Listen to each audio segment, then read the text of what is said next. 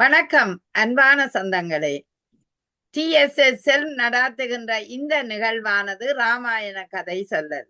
ஒவ்வொரு வாரமும் வெள்ளிக்கிழமை மிகச் சிறப்பாக இந்த ராமாயண கதையை 60 பாகங்களுக்கு ஊடாக நகர்த்துவதற்காக மங்கை அவர்கள் காத்திருக்கின்றார்கள்.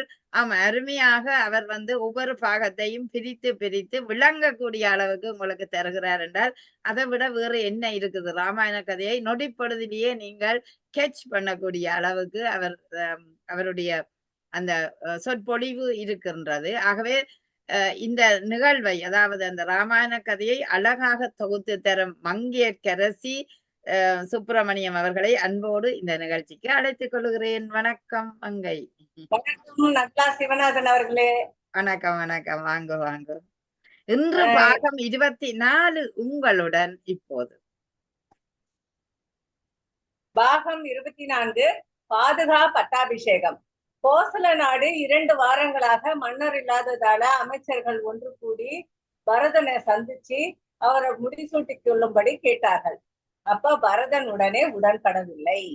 விஸ்வாகு குலத்துல மூத்த மகனே அரசாள்வது முறை, அதனால நான் விரும்பல அப்படின்னு சொல்லிட்டு சொல்லும் பொழுது, நான் காட்டுக்கு போட்டு ராமரை அழைத்து வந்து அப்புறம்தான் பட்டாபிஷேகம் நடத்தணும்னு சொல்லிட்டு சொல்றாரு. பரதன் அமைச்சர்கள் எல்லாரும் முன்னேற்பாடு செய்ய சொல்லி படைகள்லாம் புடைசூழ காட்டுக்கு கிளம்புறாங்க. எல்லாரும் பரிவாரங்களோட பரதன் தன் தம்பி சத்ருகனனுடனும் 3 தாய்மார்களுடனும் படைகள் மற்றும் பரிவாரங்களோட கங்கை கரையை அடைந்தாங்க. அந்த கங்கை கரைக்கு போனதும் குகனுக்கு சந்தேகம் வருது. கைகேயி ராமனை காட்டுக்கு அனுப்பிட்டா 14 வருடங்களுக்கு பிறகுதான் அவன் நாட்டுக்கு திரும்பி வரக்கூடாது என்று, அதுக்கப்புறம் தான் வரணும்னு சொல்லிடுறா. இந்த பரதன் படையுடன் வந்திருக்கிறானோ என்று சந்தேகப்பட்டு குகன் பரதனை எதிர்படையில தயாராகிறான். அவங்க வராங்கன்னாக்கா படையோட நம்ம எதிர்படை தயாராகணும்னு சொல்லிட்டு சொல்லும் பொழுது படை வீரர்கள்ல ஒருத்தன் சொல்றான், ஐயனே, பரதன் வந்திருக்கும் கோலத்தை பார்த்தா கெட்ட நோக்கத்தோடு இருப்பதாக தெரியவில்லை, ஆராய்ந்து பார்த்து செய்ய வேணும்னு சொல்றான். குகன் சற்று யோசித்தான். வீரர்களே, எதற்கும் நீங்களும் தயாராயிருங்க. 500 படகுகள் கங்கையில் தயாராக இருக்கட்டும். பரதன் நல்ல எண்ணத்துடன் வந்திருந்தால் கங்கையை கடக்க நாம் உதவி செய்வோம், இல்லாவிட்டால் போரிட்டு விரட்டி விடுவோம் என்று கூறினான் குகன். குகன் தன் படை வீரர்கள் சுற்றத்தார்களுடன் பரதனை சந்திக்க சென்ற பொழுது சுமந்திரன் பரதனிடம், நம்மை நோக்கி வரும் குகன் சிருங்கி பேரபுரத்தின் தலைவன், இவன் பெரும் படகுகளோட வாழ்ந்துகிட்டு இருக்கான், ராமன் இருக்க இடம் இவனுக்கு தெரியும் அப்படின்னு சொல்லும் பொழுது குகன் அவங்க பரதன் எல்லாம் பார்த்து காணிக்கை பொருட்கள்லாம் கொடுத்து பரதனை வணங்கிறான். குகன் பரதன் அவங்களுக்கு தேவையான அனைத்தையும் உதவிகளையும் செய்யறேன்னு சொல்லிட்டு குகன் சொல்றான். அப்போ அந்த பரதன் பரத்வாஜர் ஆசிரமத்துக்கு போகணும்னு சொல்றான். சதுப்பு நிலம், அதாவது அந்த நிலம் சரியா இருக்காது, அதனால எங்களுக்கு சொல்லும் பொழுது குகனுக்கு உதவுறதாக, இந்த பரதனுக்கு உதவுறதா குகன் சொல்லிடுறான். ஒரு சந்தேகம், நீங்கள் ராமனை காண செல்ல எதற்கு இந்த படை? நீங்க வரீங்க ராமரை பாக்கிறதுக்கு, ஏன் படையோட வந்திருக்கீங்கன்னு கேக்குறாரு. பரதன், அண்ணனை அயோத்திக்கு அழைச்சிட்டு போய் மன்னராக்க விரும்புகிறேன் அப்படின்னு சொல்லும் பொழுது குகன் சொல்றாரு, ராமனின் தம்பிகள் என்பது சரியாக இருக்கிறது, இந்த தர்மவான்களையா சந்தேகப்பட்டு விட்டோம் நாமன்னு சொல்லிட்டு வருந்துறான்.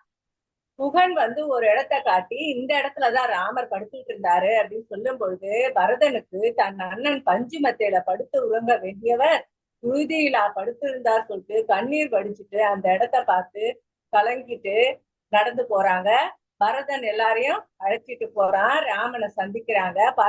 படகு விட்டு இறங்கினதும் வசிஷ்ட முனிவர் இருக்கார் இல்லையா, அவரும் பரத்வாஜ முனிவரும் சந்திச்சுட்டு, பரத்வாஜ முனிவர் ராமர் கிட்ட, தம்பி பரதன் வந்திருக்காருன்னு சொல்றாங்க. பரத்வாஜர், நீங்களே அயோத்தி நாட்டை ஆள வேண்டுமே, ஏன் நீங்க காட்டுக்கு வந்தீர்கள் ராமர் கிட்ட கேக்குறாங்க. பரதன் கண் கலங்கி நிக்கிறான். அண்ணன் நாட்டை ஆள வேண்டும், ஆகையால் அவரை அழைத்து செல்ல வந்ததாக சொல்றான்.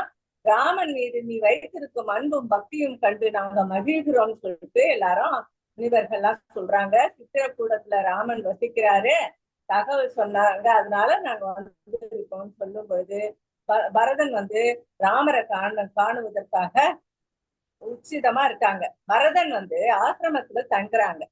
சித்திரக்கூட மலைக்கு போயிட்டு தங்குறாங்க. அங்க வந்து புதர்கள் மலைகள் எல்லாம் அடர்ந்து இருக்குது.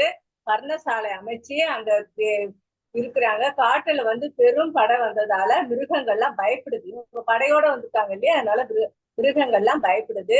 படைகளுடன் வேட்டைக்கு வந்திருக்கிறார்கள். லட்சுமணா ராமர் சொல்றாரு, லட்சுமணா ஏதோ படைகளோட வந்திருக்காங்க, யாருன்னு பாருன்னு சொல்லும்போது ஒரு பெரிய மரத்துல ஏறி பாக்குறாரு. அப்படி பார்க்கும் பொழுது பரதன் என்று தெரிந்து கொண்டதால அண்ணன் கிட்ட வந்து பரதன் தான் வரான், பெரும் படையோட வரான், நம்ம அழிக்க போகிறானோ என்னவோ அப்படின்னு சொல்லிட்டு லட்சுமணன் சொல்லும் பொழுது ராமர் சொல்றாரு, இருக்காது, பரதன் நம்மை சமாதானம் செய்து அழைத்து கொண்டு போறதுக்காக தான் வராருன்னு சொல்லிட்டு ராமர் சொல்றாரு. படைய வந்து ஒரு இடத்துல நிறுத்தி விட்டு பரதனோ சத்ருகனோ சுமத்திரனோ இவங்களை அழைச்சிட்டு போறதுக்காக வராங்க. கம்பீரமா ராமன் உட்கார்ந்துட்டு இருக்காரு. லட்சுமணன் வந்து பக்கத்துல அருகில நின்றுட்டு இருக்காரு. பரதனோ சத்ருகனோ ஓடி சென்று அண்ணன் ராமன் பாதங்களை வீழ்ந்து அழுகுறாரு. அப்படி அழும்போது ராமன் அவர்களை இருவரையும் மார்புடன் கட்டி தழுவி கொண்டு பரதனை பார்த்து, அயோத்தி மன்னனாக திகழ வேண்டியவன், தந்தைக்கு பணிவிடை செய்து ராஜ்ய காரியங்களை கவனிக்க வேண்டியவன், இப்பொழுது எதற்காக இங்கு வந்தாய் என்று கேட்கிறாரு. ராமர் வந்து தந்தை நலமாக இருக்கிறாரா அப்படின்னு கேட்கும்பொழுது, நம்முடைய தாய்மார்களும் உறவினர்களும் நலமாக இருக்கிறார்களா அப்படின்னு ராமர் கேட்கும் பொழுது, அண்ணா, நம் தகப்பனார் தங்களின் பிரிவை தாங்காமல் இறந்து விட்டார் என்று பரதன் சொன்னதும் ராமன் வெட்டுண்ட மரம் போல தந்தையே என்று கத்திக்கொண்டு மூர்ச்சையாக விழுந்தார். லட்சுமணனும் சீதையும் கதறி அழுதார்கள். பரதனும் சத்ருகனனும் ராமனை எழுப்பினார்கள். ராமன் எழுந்து, தன் தந்தை என் பிரிவால் இறந்து விட்டாரே, அவருக்கு செய்ய வேண்டிய நியம சடங்குகளை செய்யாமல் போய்விட்டதே என்று ரொம்ப வருந்துறாரு. தந்தை இல்லாத அயோத்திக்கு இனி நான் வரமாட்டேன், எப்பொழுதுமே வரமாட்டேன் சொல்லிட்டு புலம்பி கதறி அழுகிறாரு. லட்சுமணன் பரதன் சத்ருகனன், அண்ணா எழுந்திருங்கள், நம் தந்தைக்காக தர்ப்பணம் செய்ய வேண்டும் என்று சொல்றாங்க. அந்த தர்ப்பணம் எங்க செய்யறாங்கன்னா, மந்தாகினி நதிக்கரையில தந்தைக்கு செய்ய வேண்டிய நீர்க்கடன்களை முறைப்படி செய்யறாங்க. வசிஷ்டரும் தசரதனின் 3 மனைவிகளையும் படைகளையும் அழைத்து கொண்டு ஆசிரமத்துக்கு போறாங்க. அப்படி போயிட்டு ராமன் அவர்கள் கால்களை விழுந்து வணங்கினாரு. பரதன், அண்ணா, நம் குல வழக்கப்படி மூத்தவர் இருக்க நான் எப்படி அரசாள்வது, நீங்கள் அரசாள்வதுதான் முறை, ஆதலால் தாங்கள் என்னுடன் வந்து நம் நாட்டை ஆள வேண்டும், இதுவே நம் தாய்மார்களின் நாட்டு மக்களின் விருப்பமும் கூட என்று சொல்லும் பொழுது அப்படி சொல்லி அழுகுறான் பரதன். உடனே ராமன் அவனை அணைத்து கொண்டு, தம்பி, நீ நற்குண நற்செயல்கள் உடையவன், ராஜ நீதிகளை முற்றும் அறிந்தவன், நம் தந்தையின் கட்டளை நான் 16 வருடங்கள் காட்டில் வசிக்க வேண்டும் என்பது, அதை நான் மீற மாட்டேன். நீ நாட்டை ஆள வேண்டும் என்பது அவரது கட்டளை, ஆகவே நீயும் அதை மீற வேண்டாம் சொல்றாரு. நான் காட்டில் வந்திருப்பது தெய்வ சங்கல்பத்தால் நேர்ந்தது. உன் தாய் கைகேயோ நம் தந்தையோ அதற்கு காரணம் இல்லை. எதுவும் நம் எண்ணப்படி நடப்பதில்லை. காலத்தின் சுழற்சி நம் கட்டுப்பாடை தான், இந்த காலத்தின் சுழற்சிக்கு நம்ம கட்டுப்பட்டுதான் ஆகணும் அப்படின்னு சொல்றாரு. அப்படி சொன்னதுக்கு அப்புறம் ஜபாலி மகரிஷியும் ராமர் பட்டாபிஷேகம் நடத்துக்கிறது தான் நல்லதுன்னு சொல்லிட்டு சொல்வாரு. ராமர் ஒரே மனசோட இருக்காரு. நான் பட்டாபிஷேகம் பண்றதுக்கு நானு அரசாள்வதற்கு தயாரா இல்லைன்னு சொல்லும் பொழுது ராமனின் மனதை மாற்ற வேண்டும் என்று பரதன் என்ன பண்றான், சுமந்திரனை அழைச்சு கர்ப்பைகளை கொண்டு வா, நான் வந்து அதுல அடுக்கி பர்ணசாலை அமைச்சு படுத்து உபவாசம் சாப்பிடாம இருக்க போறேன், ராமனின் மனம் மாறும் வரை உபவாசம் இருக்க போறேன், கைவிட மாட்டேன்னு சொல்லிட்டு சொல்றான். அப்ப பரதன் உறுதிப்பாட்டை கண்டு ராமன் தன் முடிவை மாற்றிக்கொள்ளவில்லை. அப்பவும் ராமன் மாறல. அதே நேரம் பரதன், இப்படி நீ என்னை வற்புறுத்துவது தவறு, நான் என்றுமே நாடாள விரும்பியதில்லை, என் தந்தையையும் கேட்டதில்லை, தாயையும் கேட்க சொன்னதில்லை, என் தமையன் 14 வருடங்கள் காட்டில் இருப்பார் என்றால் நானும் காட்டிலே இருந்து விடுகிறேன்னு சொல்லிட்டு பரதன் சொல்றான். அப்போ பரதனின் சொற்களை கேட்டதோ ரிஷிகளும் தேவர்களும் அவனை பாராட்டினார்கள்.